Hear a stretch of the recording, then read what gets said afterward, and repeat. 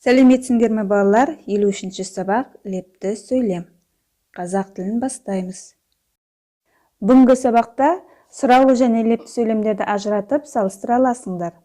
Сөйлемдегі сөздердің байланысын тауып, мәтін құрастырып білесіңдер. Жер бедері деген не?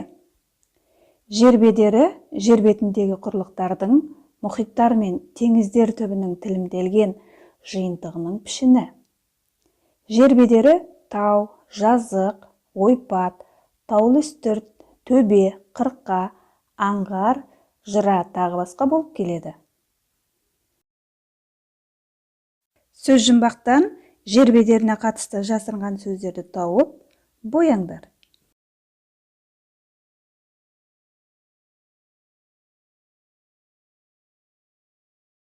Енді балалар, тапқан сөздеріңізді салыстырып қараңдар.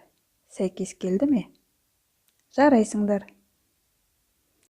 11-ші жаттығуда балалар түсініп оқимыз.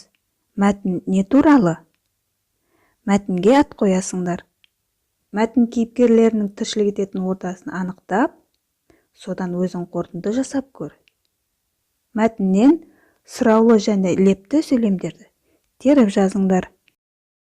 Балалар, 13-ші жаттығуды жазбаша орындаймыз.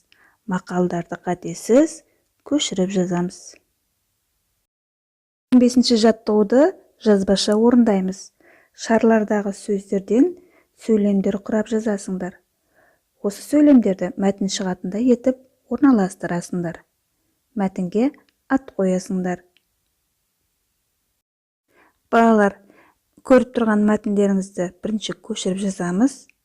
Онан соң мәтінді әрі қарай лепті сөйлемдерді қатыстыру арқылы жалғастырамыз.